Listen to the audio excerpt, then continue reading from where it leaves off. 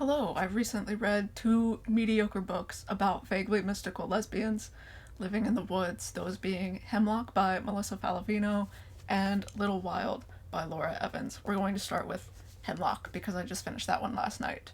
Hemlock is about a woman who goes to live in her family's old remote cabin in the middle of the woods to fix it up. As soon as she gets there, she breaks her 10-month sobriety streak. She hallucinates talking to a deer, which is her mother, who mysteriously vanished from this area.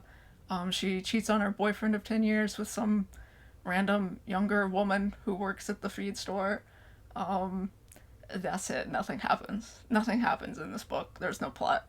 It's just a drunk woman thinking about her life and her problems for 350 pages, which is some people's thanks, not mine. I like a book with a plot, so this bored me. It's well written, like on a prose level, I can tell this author has talent, but I was not gripped. I was not entertained. I was not having a fun time. Also, I don't like this character. I just didn't find her very likable. She makes bad decisions constantly, all the time, obviously. That's sort of the point, is obviously her descent into addiction and relapse. She's not just hurting herself, she also makes bad decisions that affects others. Like the deer, she feeds them corn, which you're not supposed to do, because one, it sort of not domesticates the deer, but it makes them sort of docile in a hunting area, and also it can give them wasting disease because it's not very nutritious for them. And she knows this, and she just keeps feeding the deer because she wants to see the deer, even though it's bad for them and she knows it can kill them. And then at the end of the book, she is drunk driving and hits the deer and kills the deer that is her mom, but is probably not actually her mom. I think she's just drunkenly talking to the deer. There's a lot of, not a lot of, there are several mystical sort of elements in this that are not intriguing because you don't believe any of them are real.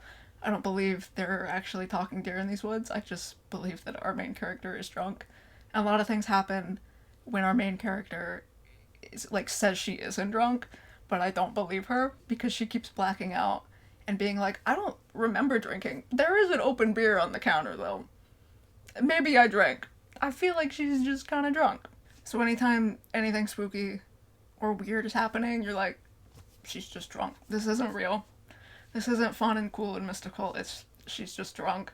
There is like a ghost guy who I think she meets before she relapses and starts drinking, and I think that's supposed to imply that there is actual mystical things going on here. There's stuff about the Wendigo. There's some native side characters and like some commentary about how these native people were treated badly, believe it or not. And this sort of alcoholism that runs in their community, and also our main character's family and community. Everyone in this town drinks. That's literally all there is to do. It's no wonder that she relapsed in this town where literally the only entertainment is going to a bar or going to a restaurant that also serves alcohol. So, like, I don't know why she's here, to be honest. And she keeps liking it. She's from New York, or she's not from New York, but she lives in New York. And then she comes here, and she keeps talking about how, the woods is so good, and she has fond memories of this place as a child until her mother disappeared. But she keeps talking about how, like, she's gonna, like, stay in the woods and live here now, and I don't really think that's a good decision because there's nothing here for you. Some hot younger chick who she did not really bond with. It's not very romantic. You feel really bad for the boyfriend in this. Her boyfriend of 10 years who's very supportive and, like, understands that she's relapsing and still wants to help and love her. And when he leaves her, you're like, thank God. Good for you, man. So you're rooting for the man in this book, which is interesting. Interesting. Obviously, the book ends with her getting sober. She has that drunk driving accident where she kills the deer, and then she feels bad and has a moment where she's sort of like letting her past go and like letting her mother go, and then presumably she gets sober, except that's not a very satisfying ending because we know she's gotten sober before and that didn't work. And that was only like 10 months ago. And 10 months is like a good milestone for someone struggling with addiction. But it also like doesn't feel that long ago. Like you just went through all of this 10 months ago, presumably. And like all of this thinking, all of this like internal thought processing and, therapy, not therapy, she's not in therapy, but, the sort of internal reflection that she's doing over the course of the book.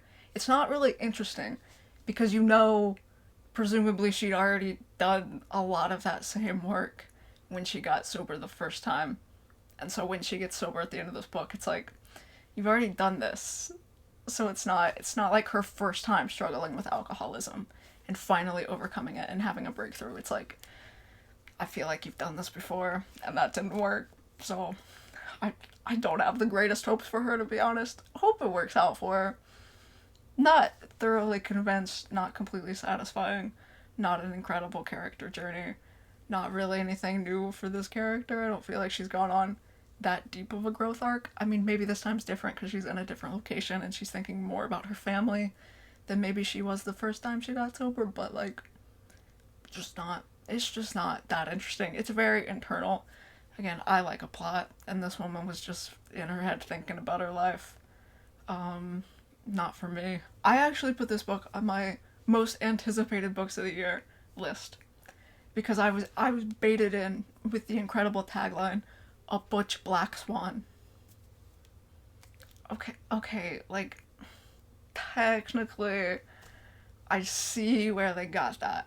But if I hadn't read that tagline, at no point in reading this would I have compared this to Black Swan, which is a movie I don't remember well, to be fair. I believe in Black Swan, like, she literally starts turning into a swan. Well, not literally. She's hallucinating turning into a swan. And in this book, she's hallucinating turning into a butch. She was already butch. She's bisexual, but she's very androgynous. She gets slurred a lot. She talks about how men perceive her and how she's perceived generally and like how she feels about herself, and she sort of reflects on gender in this as well, and maybe isn't actually a woman but doesn't really come to any conclusions in that department through the course of the book. But she's already butch, but she is transforming, maybe, or she's just drunk. She talks about looking in the mirror and like seeing these changes in her body, and one of them is that, you know, suddenly she has abs. You know, she feels more muscular, and she has been doing manual labor at this cabin, and she's also not eating a lot because she's drinking and not taking care of herself. And so I'm presuming that's a weight loss thing. Like, her abs are now visible because she is malnourished. That mirrors the wasting disease with the deer thing. You know, she's feeding the deer something that she knows isn't nutritious, and they're eating anyway, and that's like her with the alcohol. And now her body is sort of wasting away, but in a way that she likes because she's self-destructive. She talks about her chest shrinking, which maybe is a weight loss thing. She also keeps talking about her hair. Her hair is growing in thicker and darker, and she has more hair. She has like hair on her chest, which must be a mystical thing, but she keeps talking about how when you shave hair it grows back thicker. That's not real. That's not real, and I couldn't tell if this author genuinely thought that myth was real, or if that was just another detail where I'm supposed to think this character is kind of dumb and not thinking clearly. But she does talk about growing hair on her chest, which is not... I don't know if that's mystical. I was like, she's not on tea or anything. I was trying to think of, like, scientific explanations. Like, her dad used to live in this cabin. Maybe her dad was on testosterone for something, and then, you know, it got all over his bed sheets, and then she's sleeping in the unwashed bed sheets, and she's taking tea accidentally, and that was gonna be a whole twist or something. I don't know. She might just be hallucinating growing hair, or she's magically growing hair. I think she's hallucinating growing hair, if we're going with the Black Swan comparisons. I don't think Natalie Portman was actually growing feathers. I think it's just psychological. So, like, nothing cool in this book is actually happening. Like that scene where she's looking in the mirror and noting all these changes and, like, butchifying, maskifying herself. I thought that was, like, interesting and well written, and then it didn't go anywhere. Didn't really go anywhere. Doesn't really do anything. Probably not real. I don't know. And then the other Black Swan part, she meets a friend named Luann, who is another butch lesbian who was, like, from here and then moved away and then moved here and stayed here, and she's sober and she's in, like, a sobriety program. And I feel like that woman might not be real, because I think in Black Swan, Mila Kunis wasn't real. Or she was real sometimes, but Natalie Portman was just hallucinating her a lot, and I feel like Luann. Luann is the Mila Kunis of this book. Luann might not have really been there. She's sort of like an idealized version of our main character, in that, you know, she's a butch lesbian. I guess our main character's not a lesbian. She's just a butch, whatever. She's a butch who moved here and loved it and is willing to stay here and has, like, actually gotten her life together and stayed sober and is, like, responsible. So I feel like it's like a good part of herself, an idealistic part of herself. That character might not be real, which is like not that interesting. Like from a plot perspective, nothing happens in this book. It's sort of interesting on like a literary perspective, right? Again, I think this author had talent. I think the prose is quite nice, actually. The lines themselves are beautiful. There's some good introspective quotes here, I guess. But I didn't care about the plot, and I didn't care about the character, and so like that sort of beauty or that talent just doesn't really matter to me. I needed more substance to make this actually work. I think this author could write another book well, and like I would enjoy it if it had a plot. This one didn't have a plot, but there definitely is something here, like literarily, with the themes, with her and the deer mirroring with this sort of wasting disease, with the deer being her mother, and then she sort of inherited her mother's alcoholism, with the ghost man and the ghost Luann. Like, there's definitely something here. Like, this author has talent. I just wasn't interested in this book, in the story particularly. Maybe it's a me thing. If you like really introspective literary fiction, this might be for you. I just couldn't get into it. I also just don't like addiction stories because they don't make sense. I just could not empathize with this character who just makes bad decisions and knows they're bad decisions and then just keeps making them. And I'm like, okay, I don't really feel bad for you because you knew this would happen and you kept doing it. Again, she breaks her sobriety because she goes to the house where her alcoholic parents lived and there's a six-pack there. And she's like, I might as well drink it. And then that starts her on the path. But when she sees the six-pack, she's like, I shouldn't do it. I shouldn't drink it. It's going to be bad. And then what do you know? It was bad. The consequences of her own actions. Who could have foreseen this? Her. She knew this would happen. And so, like, she absolutely brought this on herself. This wasn't her first time struggling with alcoholism. I mean, I know addiction does that, but, like, it just doesn't make sense to me. I just can't empathize with that. I don't understand it. I think the book really wants us to empathize with her, which like you do to an extent. I don't want all this terrible stuff to happen to her. I don't want her to have to go through this. It's terrible. And again, some of it's genetic and like her family and like how she was raised and what she's been exposed to, and some of that's not her fault. You do like feel bad for her on some level, but also like she's drunk driving, she's killing deer. I don't like her. And I feel like the book, like, really, really wants you to empathize with her. And I'm like, I don't think she's that great a person. I don't think the book thinks she's a great person. But I think, I don't know, the book was more forgiving to her than I was, because I'm a bitch, I guess. Also, she kept giving, like, logically inconsistent excuses. Like, sometimes she says she drinks because she feels too much and she needs to be numb. And then sometimes she says she drinks because she's numb and she just wants to feel something. And nothing makes her feel things like that first sip of beer, you know? And I'm like, those aren't compatible. I mean, I guess alcoholism isn't a rational disorder. I guess that makes sense in the fact that it doesn't make sense. But I just didn't care about her, I'll be honest. If you're into literary fiction about bad characters, flawed characters, and it's very introspective, and you really like pages where you're just thinking about life and concepts and philosophizing and stuff, you might like this, because it is well written. But I didn't care, so I didn't really like it. This was like 2 stars. The writing is what gave it that extra star. The story itself is like 1 star, because there's not a lot of story. It's just a drunk woman hallucinating in the woods. It can't win them all. And then we have Little Wild. This one's different. It is a historical YA. It's about this girl. She's a poor girl, but she's living with this sort of richer family, like this landowning family that are her neighbors. She lives in Suffolk, England in the 1800s. 1937. That sounds wrong. Okay, well, the book says it's 1937. I thought it was the 1800s. It has that historical vibe, whatever. So she's like a ward of this rich family. Her mother is dead, mysteriously died in the woods years ago. Her father is a drunk who like goes into town and just like harasses people and is a public nuisance and is a problem. So she lives with this rich family. She's in love with their daughter, their teenage daughter, who's like the same age as her.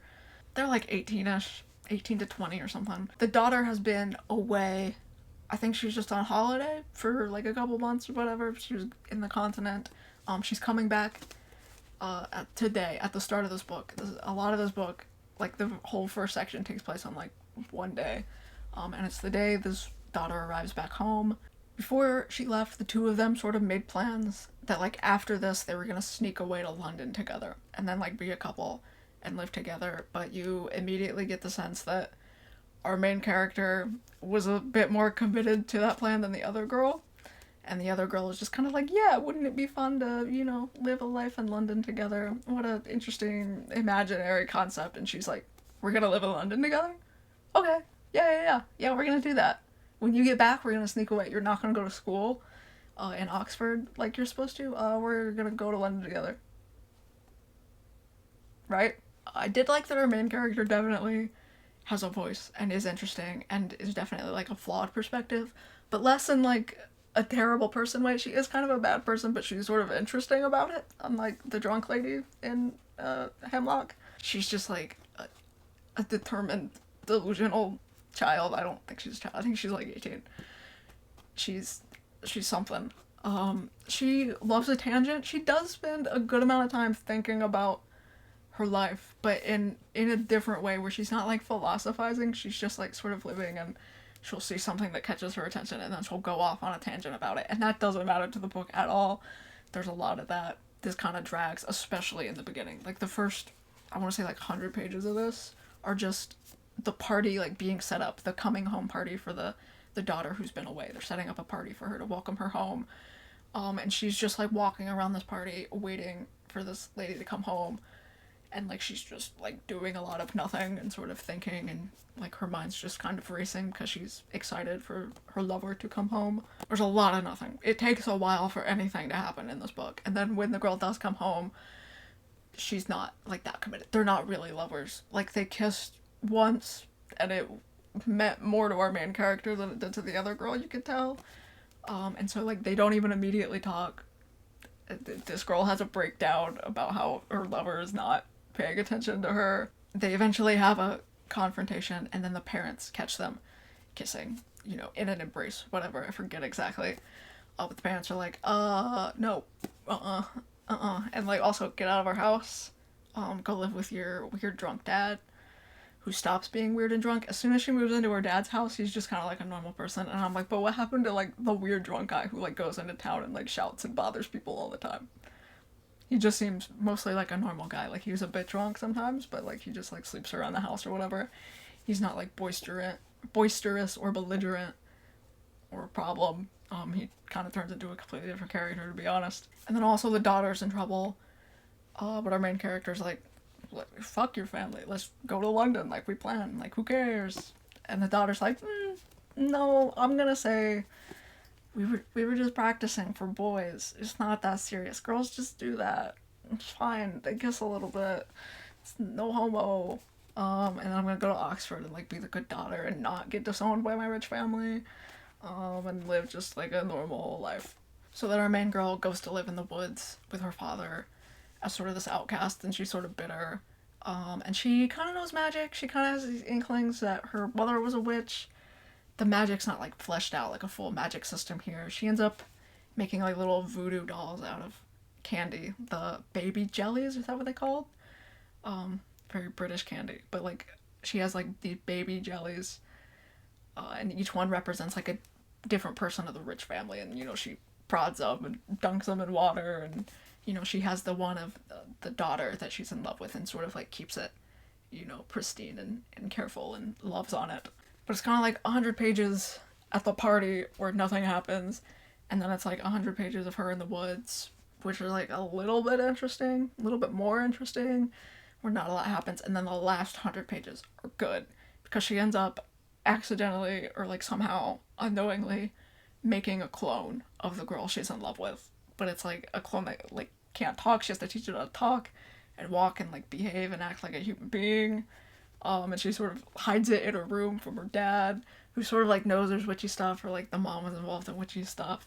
And so like he kind of knows that the daughter might be into this, but sort of doesn't approve or whatever.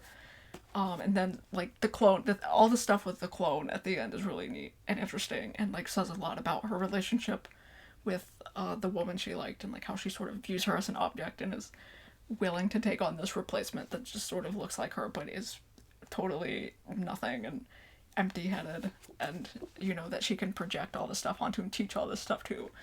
That was really interesting. Like the last 100 pages of this are actually good.